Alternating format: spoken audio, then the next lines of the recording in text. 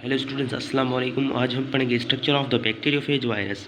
Bacteriophage virus की structure क्या है? The phase virus consist of the two parts. Phase जो वायरस होता है टू पार्ट में मुश्तमिल होता है, एक हेड दूसरा tail. The head is many sides. Head के पास कितनी ही साइड्स होती हैं। Most viruses consist of only a coat of protein surrounded a core of nucleic acid. बहुत से वायरस के पास एक जो होता है कोट होता है प्रोटीन का, जो उनके न्यूक्लिक एसिड जो कोर होता है उनका उसको सराउंड करते हैं।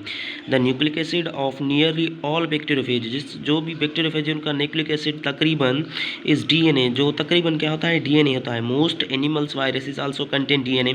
बहुत से एनिमल्स वायरस भी हैं जो उनके पास भी डीएनए है। But some animal viruses and most viruses of higher plants, कुछ एनिमल वायरस और कुछ हायर प्लांट्स के वायरसेस कंटेन ओनली आरएनए, फ़कत आरएनए कंटेन करते हैं।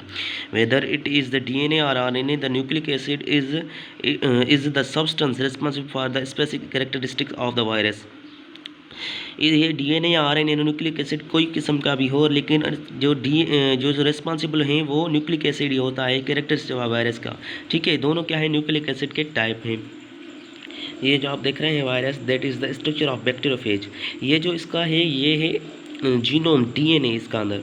ठीक है, इसके बाद ये इसका हेड, ये जो बाहर जो आप बाहर कवर देख रहे हैं ना, ये है हेड। उसके बाद ये कॉलर। ठीक है, उसके बाद ये एक हालो शीट है इसके पास, ये जो आप देख रहे हैं ये जो है हालो शीट है उसके पास। उसके बाद ये जो आप देख रहे हैं बेस प्लेट है। उसके बाद ये हेक्सागोनल बैक्टीरियोफेज है आप देख रहे हैं। उसके बाद ये जो टेल फाइबर है ये अटैच करने में होस्ट में मदद देते हैं। उसके बाद अब हम पढ़ेंगे life cycle of the bacteriophage. Bacteriophage can reproduce by two alternative mechanism. Bacteriophage दो अल्टरनेटिव मैकेनिज्म के जरिए जो रिप्रोड्यूस हो सकते हैं। एक लाइटिक साइकिल और वायरल रिप्रोडक्टिव साइकिल। एक viral reproductive cycle that culminate in death of the host cell is called lytic cycle. वो वायरल रिप्रोडक्टिव साइकिल जो होस्ट की मौत में जो होस्ट की मौत का कारण बने, that is called lytic cycle. Bacteriophage stick to a bacteria by its fibres, tail fibres on specific receptor sites.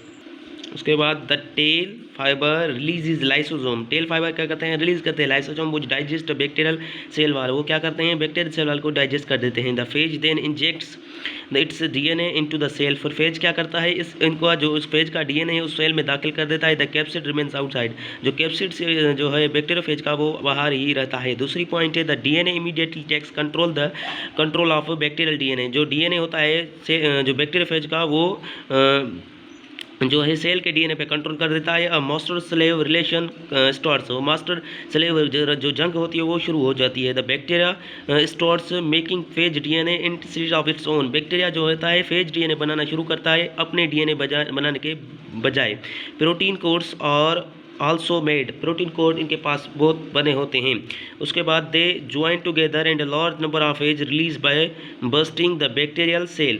वो ज्वाइन होते हैं आपस में और बहुत से लार्ज नंबर, जब सेल बर्स्ट होता है तो 100 से 200 पेज रिलीज होते हैं, यानी लार्ज सेल, वो लार्ज तादाद में सेल रिलीज होते हैं। This process is called lysis and this type of cycle is called lytic cycle. ये जो प्रोसेस हो रहा है इसको लाइसिस कहा जाता है, यानी तोड़फोड़ का अमल, ब्रेकिंग का अमल। उसके बाद जो साइकिल हो रही है दैट्स कॉल्ड लाइटिक साइकिल। ये जो आप शेप देख रहे हैं यहाँ पे जो वायरस है इसने अटैक किया है बैक्टीरियोफेज पे और उसकी वाल रिलीज़ कर रहा है। यहाँ पे उसने लाइसोसोम रिलीज़ किया है। जब उसने लाइसोसोम रिलीज़ किया तो क्या हुआ, तो जब उसने लाइसोसोम रिलीज़ किया तो उसका जो ये जो डीएनए है बैक्टीरिया का, उसने जो है उसमें जो तोड़फोड़ पैदा हो गई और उसका डीएनए बैक्टीरिया जो वायरस का डीएनए इसमें दाखिल हो गया और अपनी कॉपी बनानी शुरू की। और उसके बाद 100 से 200 जो है वायरस नए बन गए। उसके बाद दूसरी साइकिल शुरू होती है बैक्टीरियोफेज लाइफ साइकिल की, lysogenic cycle. The interactive stage of bacteriophage is called lysogenic cycle. जो इंटरेक्टिव स्टेज होता है सेल का, that's called lysogenic cycle of. Here the phase develops of host guest relationship with the bacteria. यहाँ पे जो cell develop हो रहा है होस्ट गेस्ट रिलेशन यानी बैक्टीरिया से बनाया जाता है और बैक्टीरिया उसको कोई नुकसान नहीं पहुँचाता और उसमें ही ग्रोथ करता रहता है। The bacteria making DNA which also contain some part of phage DNA. Bacteria जो डीएनए बनाता है उसमें कुछ फेज डीएनए भी मौजूद होता है। The beige is called prophase. Now यहाँ पे जो फेज का नाम दिया गया है प्रोफेज, नाउ वहाँ पे जो लाइटिक साइकिल में जो नाम दिया गया था दैट्स लाइटिक जो है। उसके बाद the application of the phase is geared exactly in time with the growth of cycle bacterium. जो एप्लीकेशन है फेज की, यानी फेज जब बहुत ज़्यादा बन जाते हैं, यानी ग्रोथ जब आउटर कंडीशन चेंज हो जाती है कंडीशन, तो वहाँ पे प्रोलाइटिक साइकिल शुरू हो जाती है। Sometimes the phase becomes reactivated, कुछ वक्त के बाद जो फेज है वो रीएक्टिवेटेड हो जाता है। एंड डेवलप्स द बैक्टीरिया, और बैक्टीरिया रिप्रोडक्टिव रेपिडली, और बैक्टीरिया जो रिप्रोड्यूस होता है rapidly. It is usually environmental trigger, ये क्या है, इन्वायरमेंटल ट्रिगर है, such as the radiation of the environment of certain chemicals switches the virus from the lysogenic to lytic cycle। अगर कोई चेंजिंग आ रही है किसी भी माहौल में, यानी रेडिएशन कोई आ रहा है, कोई टेम्परेचर चेंजिंग हो रही है, तो वो लाइसोजेनिक से लाइटिक साइकिल में रिलेशन चला जाएगा और वहाँ पे जो है ब्रेकिंग हो जाएगी सेल पे और वो नए कापी बनाना शुरू करेगा।